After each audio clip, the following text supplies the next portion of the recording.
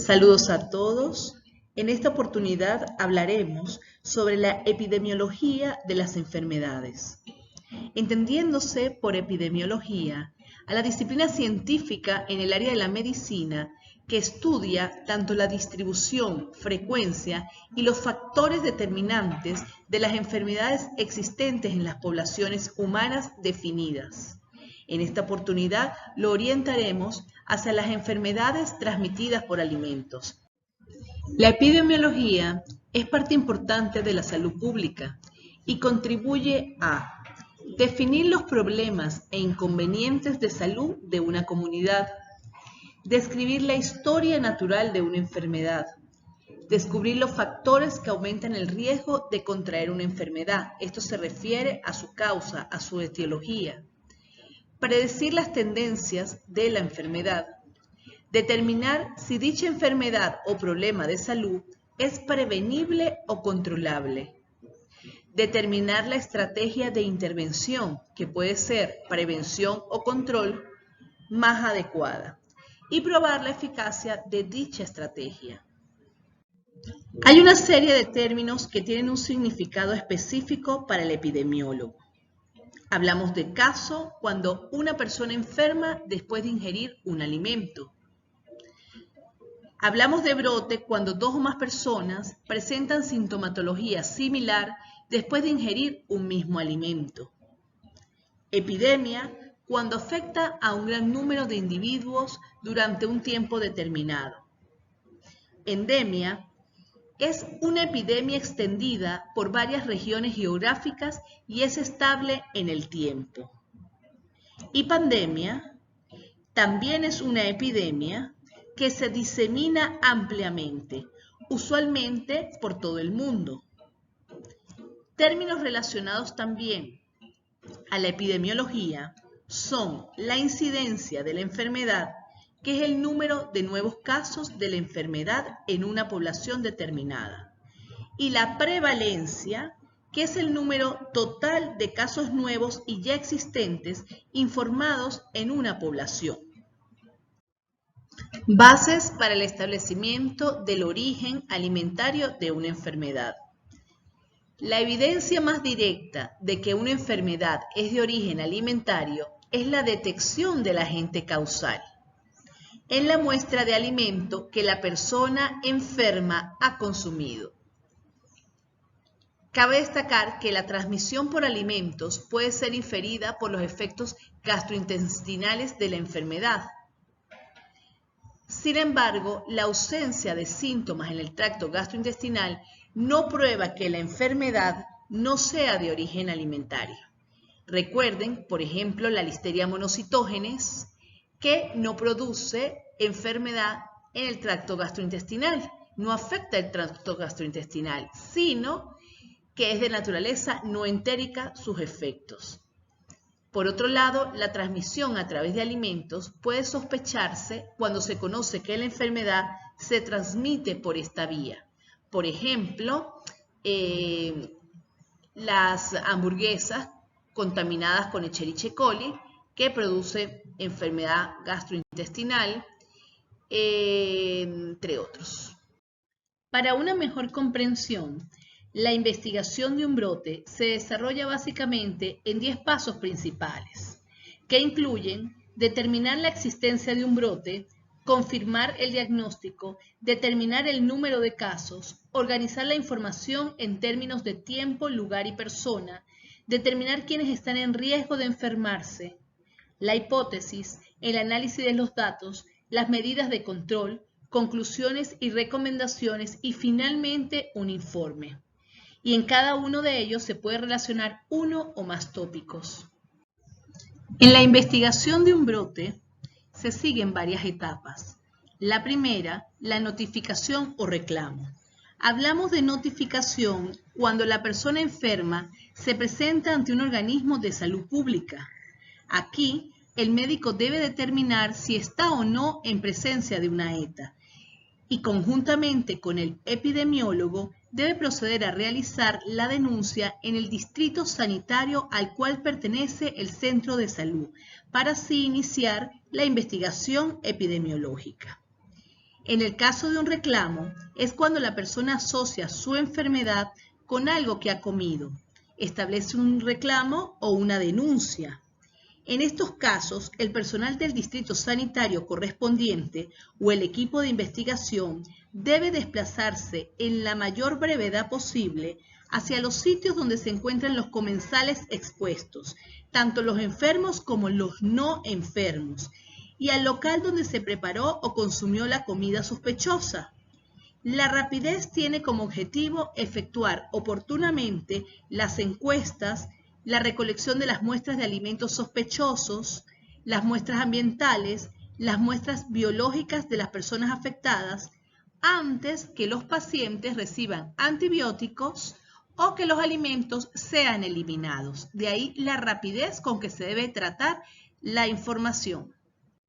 El nivel de atención primaria, es decir, el centro de salud, debe disponer de modelos de encuesta epidemiológica y materiales para la toma de muestras, a fin de que el personal, tan pronto detecte los primeros casos, pueda recolectar la información preliminar y proceder a la toma de muestras clínicas hasta que llegue el personal del distrito sanitario correspondiente. En Venezuela, el Ministerio del Poder Popular para la Salud, con sus divisiones, Servicio Autónomo de Contraloría Sanitaria y la Dirección de Higiene de los Alimentos. Las muestras son evaluadas por la Comisión de Estudios de las ETA en cuanto a los ensayos físico-químicos, ensayos de contaminantes, ensayos microbiológicos y ensayos farmacotoxicológicos. Para la correcta identificación y posterior notificación, el personal de los servicios locales de salud debe tener un conocimiento, al menos general, de los síntomas y cuadros clínicos de las ETA más frecuentes en cada país o región. El segundo paso de la investigación es la confirmación de que estamos realmente ante un brote de ETA. Para ello, se recurre a entrevistar a las personas afectadas y algunas personas acompañantes no afectadas, la observación directa y el análisis de laboratorio tanto de las muestras clínicas como de alimentos. Es importante destacar que en ocasiones se podría diagnosticar erróneamente un brote de ETA, por ejemplo, en situaciones como las causadas por contaminación cruzadas en centros de atención infantil o de hogares de ancianos. En particular por algunos agentes de alta transmisibilidad como la shigella, el virus de la hepatitis A, entre otros. También puede suceder lo contrario, es decir, negar la posible relación con agua o alimentos contaminados de un determinado microorganismo. Solo la investigación epidemiológica y en particular la curva epidémica puede determinar si en realidad se trata de un brote de ETA o no. Por otro lado, podrían producirse denuncias o reportes que ante la presencia del equipo de investigación no corresponden a la realidad. Ante la presencia de un brote es necesario determinar el número de casos. Para conocer el número de personas afectadas, se aplican encuestas epidemiológicas siguiendo determinadas pautas que facilitan las actividades de tabulación. Se debe comenzar explicándole a la persona la importancia de su contribución. Durante el proceso de encuesta no se debe sugerir respuestas, sino más bien hacer preguntas claras para que las personas describan su enfermedad y síntomas con sus propias palabras. Algunas respuestas deben obtenerse por deducción, ya que ciertas personas podrían ser muy sensibles a determinadas preguntas y por ello se recomienda que la encuesta sea privada. Ante dudas, puede hacerse preguntas indirectas para corroborar las respuestas que necesitamos, tales como visitas a un determinado lugar, reuniones recientes, algún tipo de alimento ingerido, entre otros. El cuarto paso en la investigación de un brote es organizar la información obtenida de la encuesta. A continuación se presenta un ejemplo, resumen, de las frecuencias de signos y síntomas en un brote de ETA. Tenemos una columna con los síntomas y signos, otra columna con número de casos y una última columna con el porcentaje. Nos damos cuenta que el total de personas que presentaron síntomas y signos fueron 129, que corresponde al 100%. Y dentro de los síntomas y signos, que fueron náuseas, diarrea, dolores abdominales, vómitos, dolores musculares, cefalea y fiebre, tenemos que el predominante fue náuseas con un 81%. Cabe destacar que los signos y síntomas predominantes contribuyen a determinar si el agente causante del brote es productor de una intoxicación o de una infección de tipo entérica, generalizada, localizada o una enfermedad neurológica. Por otra parte, el análisis porcentual de los síntomas y signos determina la mayor frecuencia y sirve para definir el caso de ETA en el brote. El análisis de los datos se lleva de una forma específica de manera que permita su interpretación. Para ello, se debe conocer el concepto del periodo de incubación, que es el tiempo que transcurre desde la ingestión del alimento contaminado hasta la presentación de los primeros signos y síntomas de la enfermedad. Se determina a partir del conocimiento del tiempo de exposición y mediante el cálculo del periodo de incubación de cada caso, a partir de la encuesta epidemiológica. Dicho periodo puede variar y el rango depende de diferentes factores, como la susceptibilidad individual, el agente causal, la cantidad de alimento consumido, el tamaño del inóculo en el alimento, entre otras causas. El cálculo promedio del periodo de incubación ayuda a decidir si la enfermedad investigada es una intoxicación o una infección, ayudando a elaborar una hipótesis sobre el agente causal y así sugerir los exámenes de laboratorio más adecuados. Para la interpretación de los datos se emplean también curvas epidémicas. Una curva epidémica es un gráfico que presenta la distribución de los casos en el tiempo, de acuerdo a la fecha de los primeros síntomas, considerando a todos los afectados en el brote de enfermedad. Se recomienda el empleo de un gráfico de barra, donde cada caso está representado por un pequeño cuadro. La unidad de tiempo que se establece en el diseño del gráfico depende del periodo abarcado en el brote. Puede variar según la enfermedad que se trate. Por ejemplo, se utilizaría una escala de días o de semanas para la hepatitis A y una escala en horas para la intoxicación alimenticia estafilocócica. A continuación se presentan unos ejemplos de curvas epidémicas.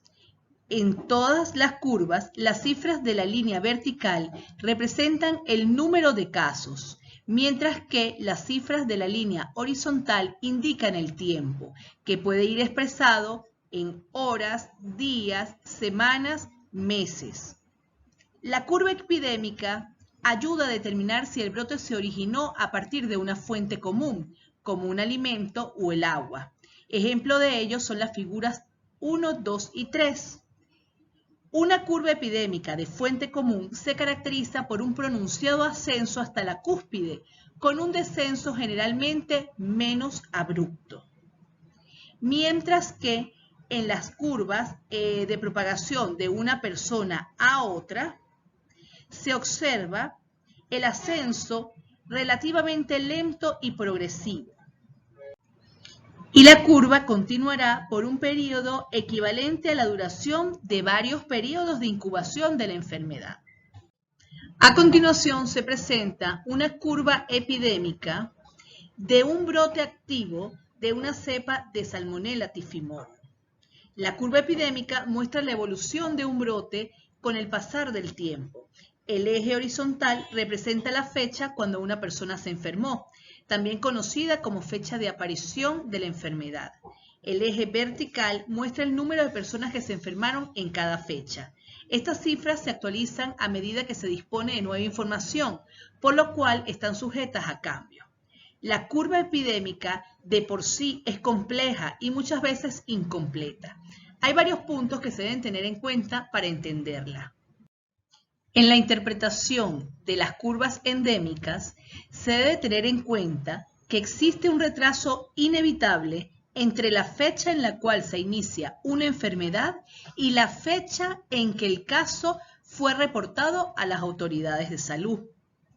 En el caso de las infecciones por salmonelosis, este proceso generalmente toma de 2 a 3 semanas. ¿Qué quiere decir esto? Que si alguien se enfermó la semana pasada, es muy poco probable que ya se haya reportado este caso. Y que si alguien se enfermó hace 3 semanas, es posible que el caso se esté reportando solo ahora. También es probable que se presenten algunos casos espontáneos de la enfermedad, que hubieran ocurrido así no se hubiera presentado un brote. Esto hace más difícil determinar con exactitud cuál fue el primer caso que surgió a raíz del brote. Por esta razón, los epidemiólogos generalmente se concentran en el primer conglomerado o grupo de casos en vez del primer caso reportado, debido a que es inevitable la demora en el reporte de los casos. Tercero, en algunos casos no se conoce la fecha cuando se enfermaron las personas, porque toma cierto tiempo para que el personal del Departamento de Salud pueda hacer una entrevista para solicitar esta información. A veces las entrevistas nunca se realizan. Si se conoce la fecha en la cual la persona trajo la muestra para el análisis de laboratorio, podríamos calcular que la fecha de aparición de la enfermedad fue 3 días antes de la entrega de la muestra. Otro punto, puede ser difícil determinar cuándo empieza a disminuir los casos, debido a la demora en la notificación. Esto se puede discernir mejor a medida que pasa el tiempo. Y finalmente puede ser difícil determinar cuándo ha finalizado un brote debido a la demora en el reporte de casos. La demora quiere decir que la curva de las 3 semanas más recientes siempre se verá como si el brote estuviera a punto de terminar, aun cuando el brote todavía está activo. La forma completa de la curva solo se observa después de que el brote haya terminado. Paso 5. Determinar quiénes están en riesgo de enfermarse. En este momento de la investigación se puede conocer cuántas personas se enfermaron y si son casos sospechosos o confirmados. También se sabe quiénes son, dónde estuvieron y qué hicieron. Se tendrá una serie de características sobre los factores de riesgo de la enfermedad. Por ello, es posible identificar a las personas que ingirieron determinado alimento, si consumieron alimentos en una fiesta, si consumieron agua de una misma fuente, etc. Paso 6. Formulación de hipótesis. En este momento de la investigación es procedente hacer una evaluación para eliminar de los datos colectados y elaborar una hipótesis de factores causales, determinando si se mantiene o no la hipótesis preliminar. Esto requiere determinar cuál es la enfermedad y su agente causal, caracterizar el brote para determinar cuál es el vehículo involucrado, el tiempo probable de exposición de los casos a los alimentos contaminados, el modo de transmisión del agente causal, cuáles fueron los factores de contaminación, supervivencia y multiplicación, y sobre la base de estos datos analizados se determinará la gravedad de la enfermedad y el pronóstico, el número de comensales expuestos y el de enfermos, el alimento sospechoso, los factores contribuyentes, entre otros. El paso 7 es el análisis de los datos. Después de obtener todos los resultados de muestreos de alimentos, especímenes y ambiente que se haya efectuado, estos se compararán con la información epidemiológica obtenida. Cada uno de los siguientes factores deberá ser considerado con el agente sospechoso: síntomas, periodo de incubación, tipo de enfermedad, curva epidémica, duración de la enfermedad, los resultados de la inspección del lugar y los resultados de la observación del proceso, el flujograma del alimento sospechoso, los factores contribuyentes que permitieron la contaminación de los alimentos, por ejemplo, la supervivencia de los patógenos. El paso 8 son las medidas de control. Ante la real evidencia de estar ante un brote de ETA, es necesario tomar medidas para frenar el brote y evitar su repetición. Para ello, las medidas de control se aplican tanto a los alimentos como a los establecimientos implicados, los manipuladores y, lo más importante, la comunicación de riesgos y divulgación a la población para que todos estén informados. Paso 9. Conclusiones y recomendaciones. Con la totalidad de los datos analizados, se reúne el equipo de trabajo conformado por el personal de vigilancia, del programa de inocuidad de los alimentos, los laboratorios, para hacer interpretación global y extraer las conclusiones finales sobre el brote. En cuanto a las recomendaciones, sobre la base del análisis final, se recomendarán las medidas definitivas en los locales de producción y elaboración de alimentos, tales como capacitación de los manipuladores, adecuación de las instalaciones, adquisición de nuevos equipos, aplicación de sistemas HACCP. También se tendrá en cuenta la orientación para administradores y gerentes, por ejemplo, la adopción de tecnologías más modernas, las acciones legales, el control periódico de los portadores, entre otros.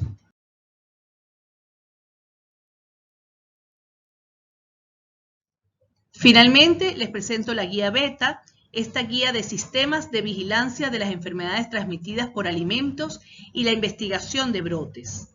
El componente beta debe estar incorporado e integrado a los sistemas de vigilancia en salud pública e implica un trabajo de colaboración entre epidemiólogos, sanitaristas, médicos clínicos, responsables de programas de alimentos, responsables de laboratorios, el personal de salud en general, así como otros actores extrasectoriales involucrados en la cadena de producción de los alimentos.